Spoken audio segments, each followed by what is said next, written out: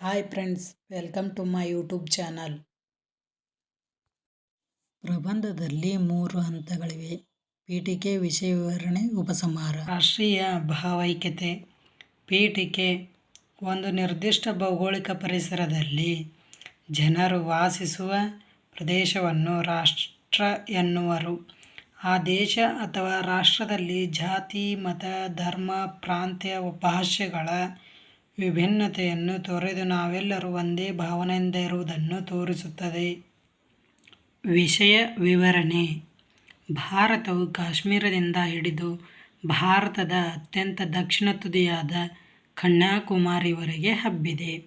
ನಮ್ಮ ಭಾರತದಲ್ಲಿ ಭೌಗೋಳಿಕವಾಗಿ, ಸಾಮಾಜಿಕವಾಗಿ, ಸಾಂಸ್ಕೃತಿಕವಾಗಿ, ಧಾರ್ಮಿಕವಾಗಿ ಹಲವಾರು ವೈವಿಧ್ಯತೆಗಳು ಕಂಡುಬರುತ್ತವೆ. ಆದರೂ ನಮ್ಮ ದೇಶದಲ್ಲಿ ವಿವಿಧತೆಯಲ್ಲಿ ಏಕತೆ ಕಂಡುಬರುತ್ತದೆ. ಪರಕೀಯರ ದಾಳಿಯಿಂದ ಎಲ್ಲರೂ ಒಗ್ಗಟ್ಟಾಗಿ ಸ್ವಾತಂತ್ರ್ಯವನ್ನು ತಂದೆವು.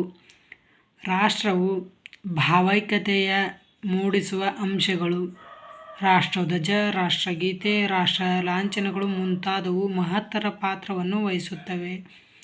ರಾಷ್ಟ್ರೀಯ ಹಬ್ಬಗಳಲ್ಲೂ ಏಕತೆ ಮೂಡಿಸುತ್ತದೆ. ರಾಷ್ಟ್ರೀಯ ಭಾವೈಕ್ಯತೆಯನ್ನು ಮೂಡಿಸುವ ಸಮಾಜ, ಧಾರ್ಮಿಕ, ಶಾಲೆ ಇನ್ನಿತರ ವಲಯಗಳು ಪ್ರಮುಖ ಪಾತ್ರ ವಹಿಸುತ್ತವೆ. ಅದೇ ರೀತಿಯಾಗಿ ಉಪಸಂಹಾರ: ಒಟ್ಟಾರೆಯಾಗಿ ಭಾರತದ ಪ್ರತಿಯೊಂದು ಭಾಗಗಳ ಬಗ್ಗೆ ವರ್ಣಿಸಲು ಸಾಧ್ಯವಿಲ್ಲ. ಪ್ರತಿಯೊಬ್ಬ ವ್ಯಕ್ತಿಗೂ ರಾಷ್ಟ್ರಧ್ವಜ, ರಾಷ್ಟ್ರಭಕ್ತಿ, ರಾಷ್ಟ್ರಪ್ರೇಮ, ಅವನದೇ ಆದ ಕಾಳಜಿ ಇರಬೇಕು.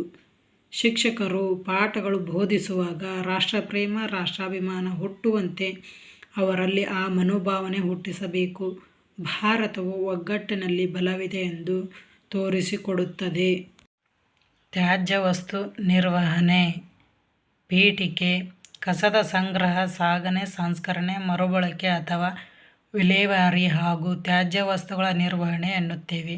ತ್ಯಾಜ್ಯ ವಸ್ತುಗಳೆಂದರೆ ಮಾನವನು ತನ್ನ ಅನುಕೂಲಕ್ಕೆ ಬೇಕಾಗುವ ಸಾಮಗ್ರಿಗಳನ್ನು ಪಡೆದುಕೊಂಡು ಬೇಡವಾದ ಸಾಮಗ್ರಿಯನ್ನು, ಬೇಡವಾದ ವಸ್ತುವನ್ನು ಕಸ ಅಥವಾ ನಿರುಪಯುಕ್ತ ವಸ್ತು ಎನ್ನುತ್ತೇವೆ. ವಿಷಯ ವಿವರಣೆ: ತ್ಯಾಜ್ಯ ನಿರ್ವಹಣೆಯ ಪ್ರಮುಖ ಉದ್ದೇಶವೇ ಕಸ ಹಾಗೂ ನಿರುಪಯುಕ್ತ ವಸ್ತುಗಳನ್ನು ಆದಷ್ಟು ಕಡಿಮೆ ಪ್ರಮಾಣದಲ್ಲಿ ಇರುವಂತೆ ನೋಡಿಕೊಳ್ಳುವುದು. ಇದನ್ನು ತ್ಯಾಜ್ಯ ಬೀಳದಂತೆ ಎಚ್ಚರಿಕೆ ವಹಿಸುವ ಮೂಲಕ ನಿಯಂತ್ರಿಸಬಹುದಾಗಿದೆ. ತ್ಯಾಜ್ಯ ಪ್ರಮಾಣ ಕಡಿಮೆ ಮಾಡಲು ಹಳೆಯ ವಸ್ತುಗಳ ಮರುಬಳಕೆ, ಮುರಿದ ಅಥವಾ ಅರ್ಧಂಬರ್ಧ ಕೆಟ್ಟು ಹೋದ ಉತ್ಪಾದನೆಗಳನ್ನು ದುರಸ್ತಿ ಮಾಡಿಸುವುದು, ಹೊಸದಾಗಿ ಕೊಳ್ಳುವುದಕ್ಕಿಂತ ವಾಸಿ ಎನ್ನಬಹುದು. ಮರಳಿ ತುಂಬಿಸಬಲ್ಲ ಇಲ್ಲವೇ ಮರು ಉಪಯೋಗಿಸುವ ಸಾಧ್ಯತೆಗಳನ್ನು ಗಮನಿಸಬೇಕಾಗುತ್ತದೆ. ಉದಾಹರಣೆಗೆ, ಪ್ಲಾಸ್ಟಿಕ್ ಬ್ಯಾಗ್ಗಳಿಗಿಂತ ಹತ್ತಿ ಚೀಲಗಳನ್ನು ಬಳಸುವುದು. ವಿನಿಯೋಗಿಸುವ ವಸ್ತುಗಳ ಬಗ್ಗೆ ಗ್ರಾಹಕರಲ್ಲಿ ಜಾಗೃತಿ ಮೂಡಿಸುವ ಕೆಲಸ ಮಾಡಬೇಕಿದೆ. ಮಾನವನು ಬಳಸಿದ ವಸ್ತುಗಳ ಉಳಿದ ಭಾಗವನ್ನು ತ್ಯಾಜ್ಯದ ಉಗಮ ಎಂದು ಹೇಳಬಹುದು. ಈ ವ್ಯರ್ಥ ವಸ್ತುಗಳ ಮನುಷ್ಯನ ಆರೋಗ್ಯ, ಪರಿಸರ ಸೌಂದರ್ಯದ ಮೇಲೆ ಕೆಟ್ಟ ಪ್ರಭಾವ ಬೀರುತ್ತಿದೆ. ಅದೇ ರೀತಿಯಾಗಿ ಉಪಸಂಹಾರ: ಒಟ್ಟಾರೆಯಾಗಿ ಗ್ರಾಮೀಣದ ಪ್ರದೇಶದ ಜನರು ತಮ್ಮ ತ್ಯಾಜ್ಯ ವಸ್ತುಗಳನ್ನು ಹತ್ತಿರದ ಮರುಬಳಕೆ ಕೇಂದ್ರ, ಬೇರೆಡೆಗೆ ಸಾಗಿಸುವ ಸಂದರ್ಭಗಳೂ ಬಂದಿವೆ. ಇದನ್ನು ವೈಜ್ಞಾನಿಕ ರೀತಿಯಲ್ಲಿ ಕಾರ್ಯನಿರ್ವಹಿಸುವ ಕ್ರಮ ಕೈಗೊಳ್ಳಬೇಕು. ತ್ಯಾಜ್ಯ ವಸ್ತುಗಳನ್ನು ನಿರ್ವಹಿಸುವುದರ ಬಗ್ಗೆ ಜನರಲ್ಲಿ ಜಾಗೃತಿ ಮೂಡಿಸಬೇಕು. ವಿಡಿಯೋ ನೋಡುವ ವಿದ್ಯಾರ್ಥಿಗಳು ನಿಮಗೆ ಉಪಯುಕ್ತವಾಗಿದ್ದರೆ ಎಸ್ ಅಂತ ಕಮೆಂಟ್ ಮಾಡಿ.